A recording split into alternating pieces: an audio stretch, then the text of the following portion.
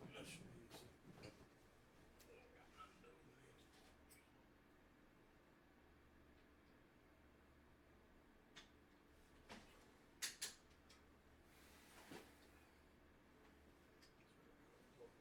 Cables in the back first. Do that real quick.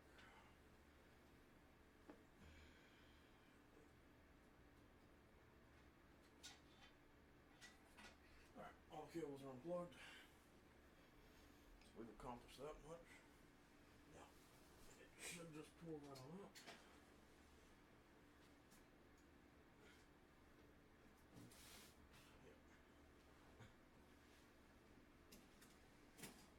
There we go. Alright, so, need to get this stuff out. Now, the first thing that we're going to do is we're going to make sure that our anti-static is on. Alright, let's see.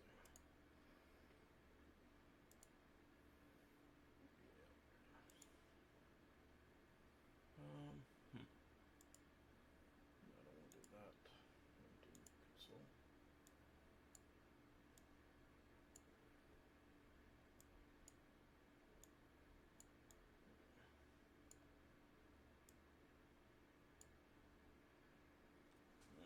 Well, only going to accomplish so much here, so don't worry too much about it. Don't care.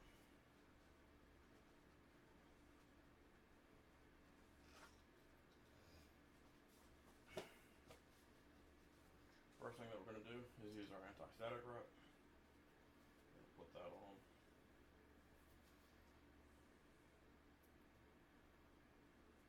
Get that all situated. Next thing we're going to do is we're going to pop this.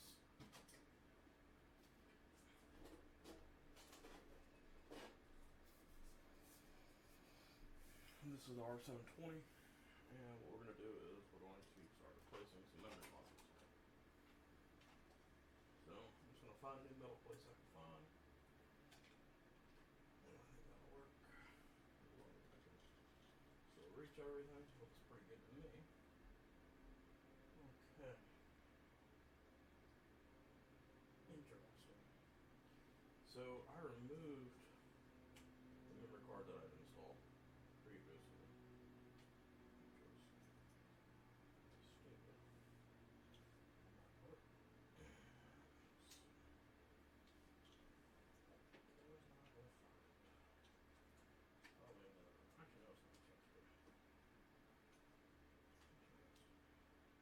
So I've already started the process of replacing memory modules.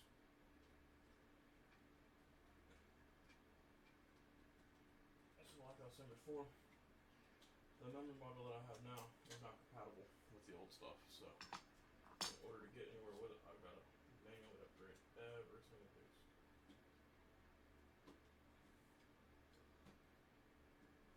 Or in my case, just upgrade a little bit at a time. So what we do is we're start moving some of these blanks. And we put blanks in these because we don't want the connectors to short out during daily operation if they're not in use, because it could render the install of any future memory modules to be basically non-usable. So what we're going to do is we're just going to pop these out. Start with there for the time being. There's only one memory module in here that I can actually use, and that's this one with the heatsink on it. Because the heatsink is there so that you can actually achieve the maximum frequency on your memory without having to worry about possibly overheating the memory.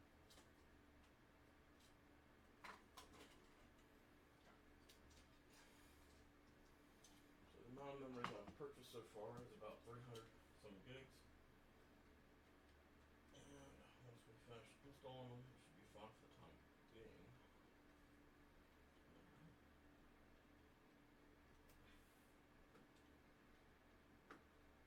I still fully intend to upgrade all the memory. It's just going to take a little bit of time.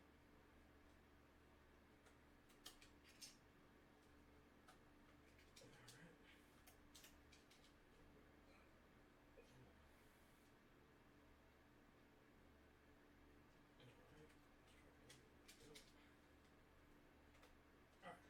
So, first step is complete. We have completely removed all of the old memory modules. And now we're going to open up this box, which has a few of the ones that I've ordered. Well, the ones I've ordered so far. So this memory module with the housing on it is a 10600L PCL 364 gig stick. And the reason why that's important is because that particular module, it is the module that you have to have if you want to achieve the maximum memory of 1.2 terabytes for each server. And there's 24 ports on this. So, you might have to take a look at this.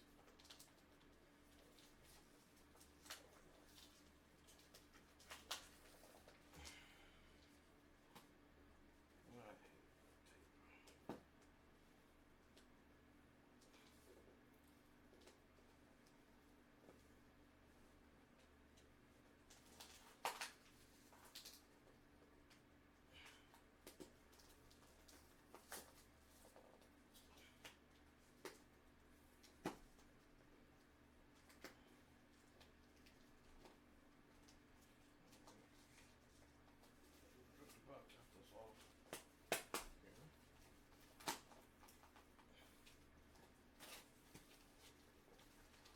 I'm not interested in fighting, so I'm just going to pull out what I can. I believe that I purchased 4. Looks like I got 2. So, we'll wrap it.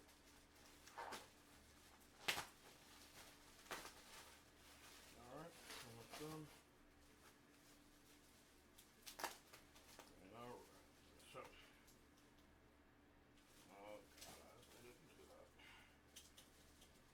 Looks like one of the memory modules may be bent. Just double check just to make sure.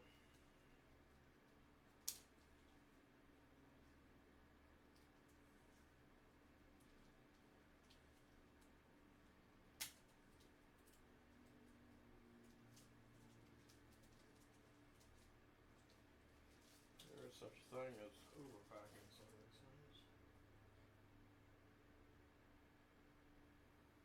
So it looks like it may be done, but we're going to try it anyways just to double check to make sure that if it isn't, it'll work.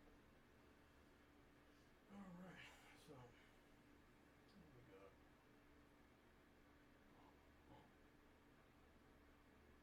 So we're going to do what we can.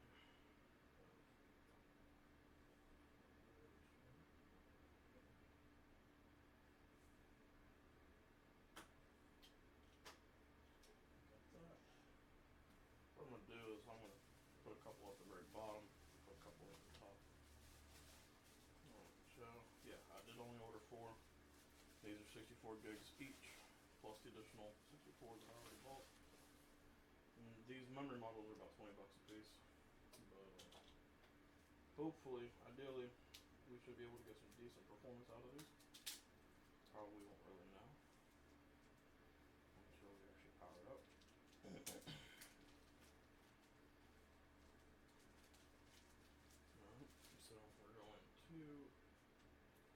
looks like it is split. It looks like you have 2 sections here. Just to make sure, I'm going to take a look at this box here. What did it say?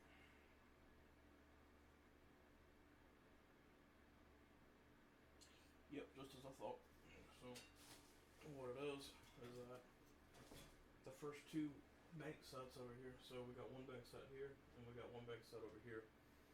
So these 2 bank sets are for the 2 different processors, and then half on the middle goes to this processor, and half goes to this processor. The first thing that I thought of when I was looking at it was because of the different angles at which the processors or the memory modules are orientated, because they are orientated in a way that is the exact opposite of one another. So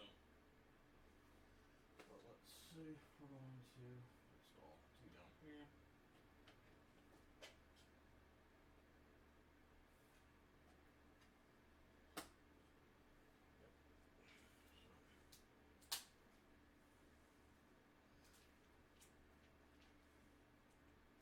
And if everything worked, then we will find out here in just a second.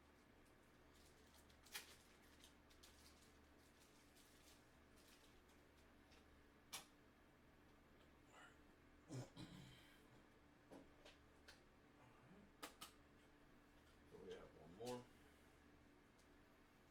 So it looks like we've got roughly 128 gigs per side. So in total they should be sharing about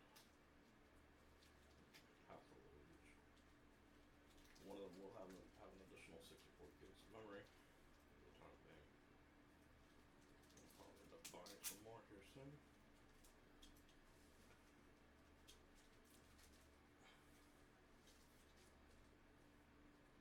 Alright, let's see. This one's gonna be the third one.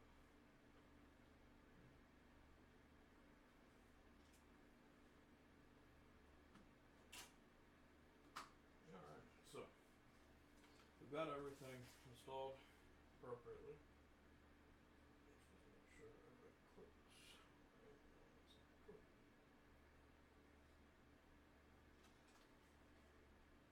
Alright, looks like everything should be good and tight. So we're gonna pop this back on. And what this does is this actually has them all labeled. So you got B1, B5, B9, B2, B6, B7 on this side, and you got the A's on this side. And then you got them split right here. Alright, so we're done on that. We can put this all back together now. So what we'll do is we'll just put this back on. So roughly, I replaced 1, 2, 3, 4, 5, 6, 7, 8, 9, 10, 11, 12. I have replaced, no, it's not just 12, it's 13, 14, 15. I've replaced 15 modules with 5. So, this should actually help with some of the overhead at least. There we go. Now all we got to do is power on. Alright.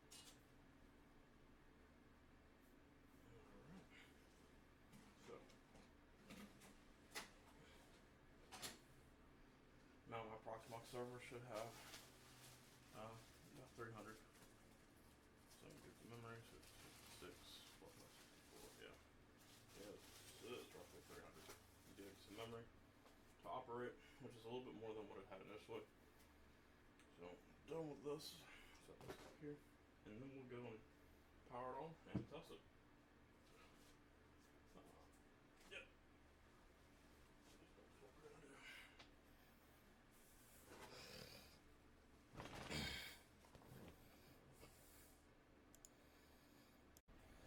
Alright, so I just replaced all the memory, well, 4 of the memory modules in the server, and I'm getting a memory test failure on one of them, but let's see if the actual system shows what I want it to show. Let's see. So I know that I got 320 gigs of memory, but one of them has an error. It says membist failure. I think it's probably just dust, honestly, up in the ports. So I'm gonna go and clean out the ports at some point today. But so this is what I'm currently running. Like I said before, I got 320 gigs of memory. What I don't understand, or what I need to fix, and I may have to go back in and actually like rebuild this whole server if I'm going to stick with Proxmox. Which honestly, at this point, I probably won't, because I have 2 r720s and I already have 2 licenses for the ESXi 6.7 server. So I was thinking about moving my operating systems over to these two devices. So right now it is actually pretty sweet. So I've got 40 threads up on these processors. Um, and believe that these are the ones that I just recently upgraded.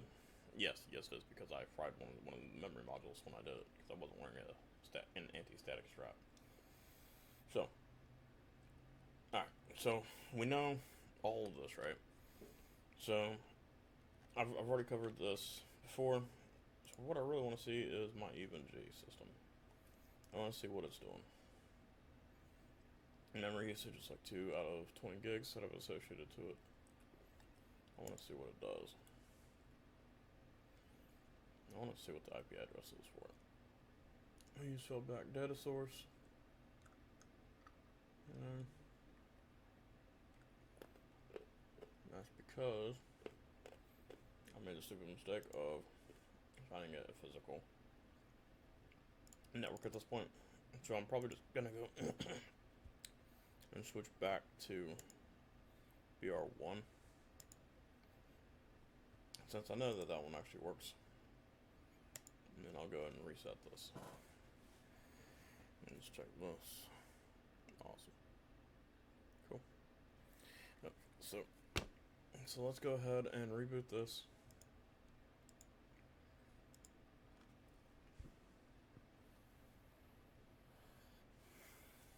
And then when it comes back up, it should be fine. We're gonna find out.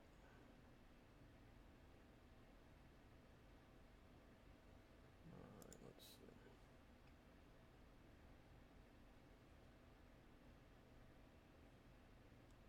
Okay. It doesn't look like it's changed any. Alright, we're gonna completely shut it down. Okay.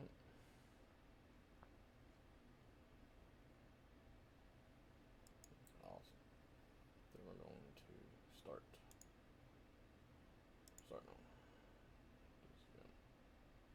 And it may take me a few attempts to get this to actually work because I don't remember which ports are actually active.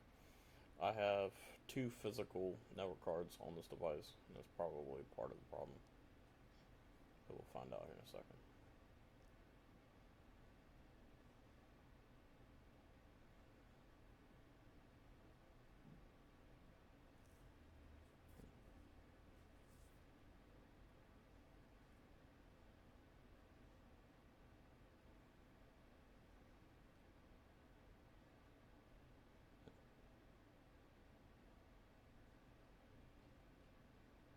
Alright, come on, load up.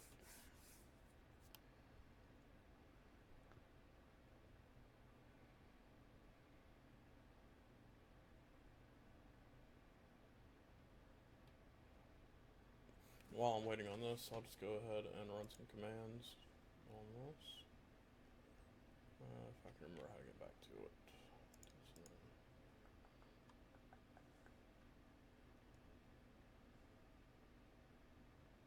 Don't need that, I just need to run.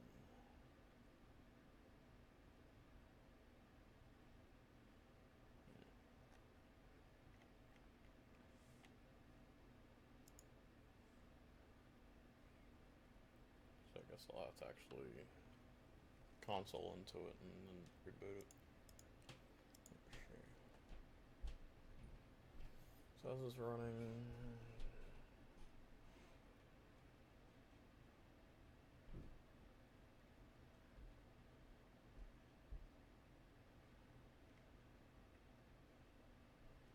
Assigned it 4 threads. Not really seeing much in the way of actual usage.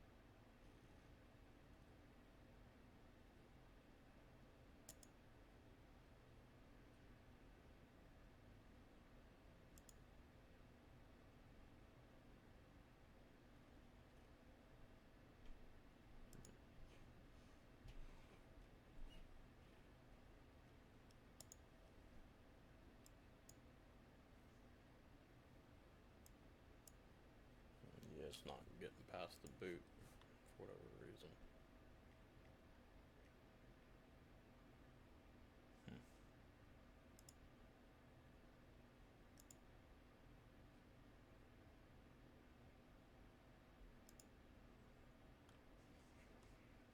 So, this is actually another thing that I'm working on, and I could probably accomplish it for about $100.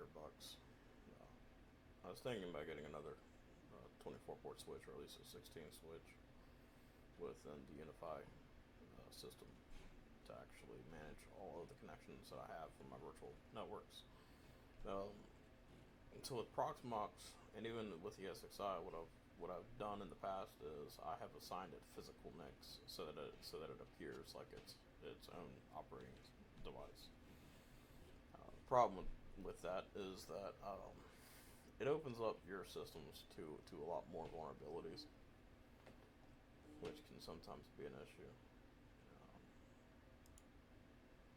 Let's see, it's still not coming up.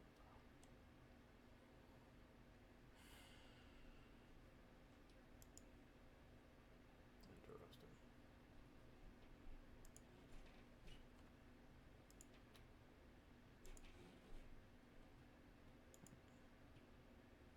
Options.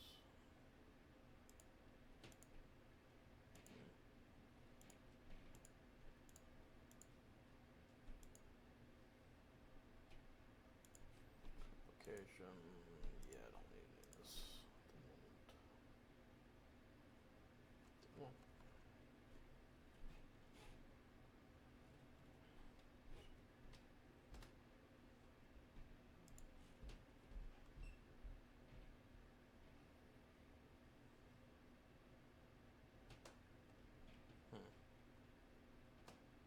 yeah, I'm not really sure why it's taking so long to initialize. It's usually a lot quicker than that.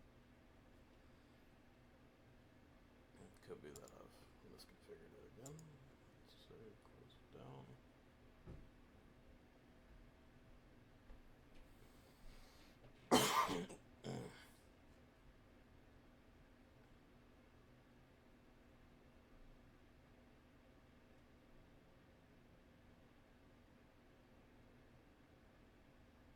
And it goes right back to that. Okay.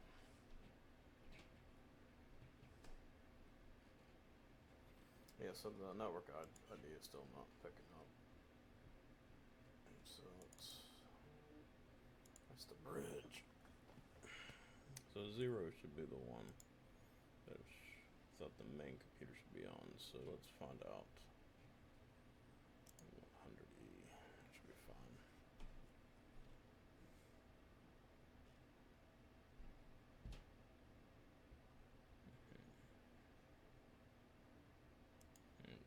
Nope. Okay. There we go.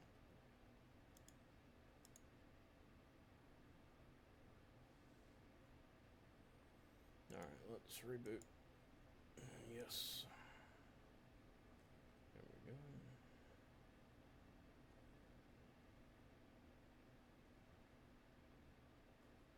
It'll start here in a second.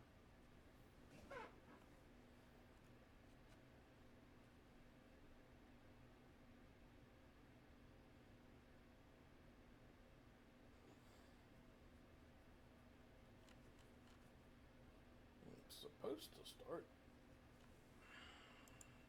Looks like it's having a delay again. Okay. 28 seconds. Time.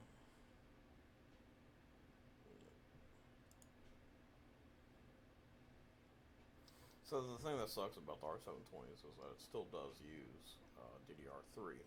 So when you're using DDR3 memory, it's really easy to use all of it, and it's also easy to overcompensate for the processors, which it looks like it's trying to do.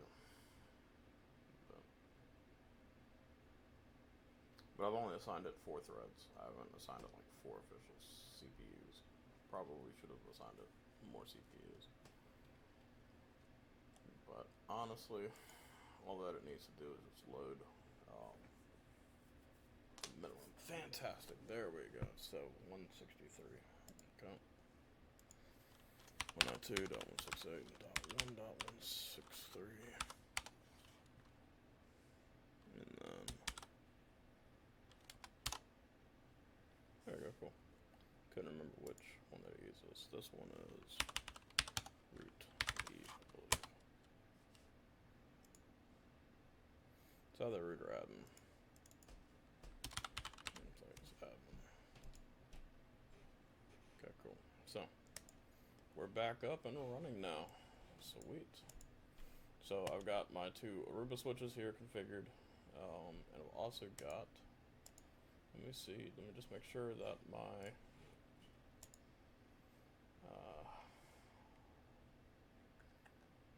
got my Palo Alto. Awesome. So I've still got my Palo Alto and my Aruba configuration still built into here. So I know that everything should still work, ideally. And as you can see, it did actually load up pretty quick. So it looks like that as long as it has the correct configuration, it should load the way that it's supposed to. But all in all, I'm actually pretty impressed. Let's see what it says in terms of processing. How much are we using? 0.6. Okay, so 2% of the 4 threads. Using 2 gigs of memory. Let's turn on one of these switches and see what it does. So I want to see how much it's going to start processing it.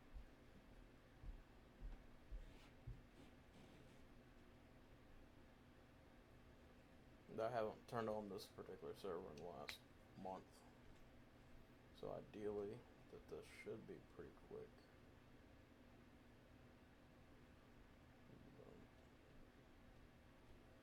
But it does look like it uses a little bit of processing, so I may have to assign more threads to it. So what we can do is we double click on this.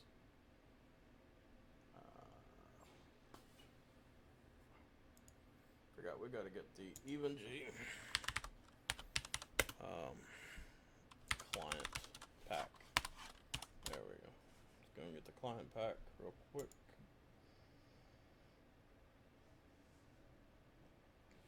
Anytime that you run EvenG, you need to download the Windows client pack on the computer that you're trying to console into it with.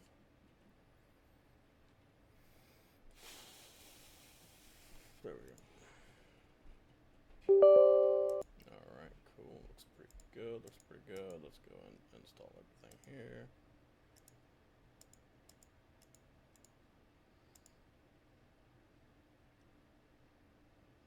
Yeah, okay.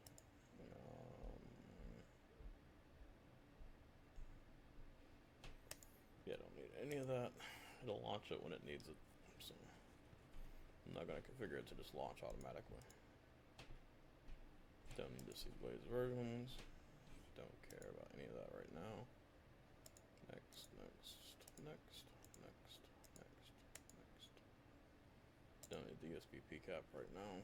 That's for something else. I agree. Install. So the cool thing about this is with Nmap, you can actually put your device into monitor mode. This is for more like cybersecurity stuff. I don't really need it for this at this time, so I'm not going to worry about it. But you basically use 2 wireless cards. One of them is in monitor mode. The other one is actually listening. So the monitor mode is pretty sweet because it'll actually tell you exactly like what IP addresses are, and well, no, it'll tell you what security keys are. If you do a, it's not a denial of service. It's a DNS binding attack. But alright, cool, don't care, finish.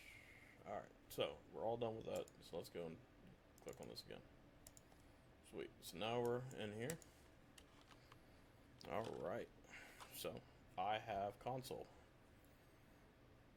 You may not see that because I don't believe that OBS bot is showing that, and no, it's not. So let's see. Windows capture, and we will go back into here. So yeah, so this is the interface for my switch, my virtual switch. Loaded up pretty dang quick. I'm not gonna lie. So we'll go into here real quick and just make sure that all the configs are right. If I can even remember what I set the passwords to.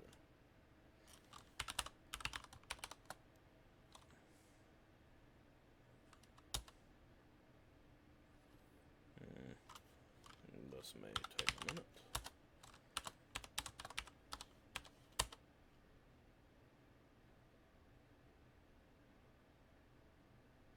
Sweet. It actually took the password. So we'll do conf host name. We'll just change it back to switch 1. So it should take the host name. Yep. So it's still switch 1. So we're good on that. And then ETH1. Shard run actually. Let's see. Alright, cool. So it looks like everything's running pretty good. And it's actually pretty fast considering. So I'm pretty happy with this. I just want to take a look at what our other thing is saying. So we got it up and running. So we're making it do like a few commands, nothing really too terribly special or anything. But it does look like we are using a decent amount of processing power from the processors. So one thing that I'll do is I'll go back in and I'll assign like another 4 CPUs to it, just to make it a little bit quicker. And because I also need it in order to run the more advanced labs. So right now I'm not too terribly worried about what it's got going on. The labs that I've ran before require like 4 switches to set up the different versions of spanning tree protocol and things like that. So, alright, cool. Well, it looks like we are all set and running right now. I may have to upgrade the memory on my system again, because I believe that memory module is either failing or something along those lines, and it looks like that I will have to actually rebuild the storage on the server anyways, because I need to figure out a way to get access to the 12 terabytes that I have on there instead of just the 100 gigs. The cool thing is that just like if I can make a backup of this operating system, I can save it, and I can actually import it into vSphere if I really want to, which I may end up doing. Alright, so at this point I'm going to go and call it a day on this, but let me know what y'all think.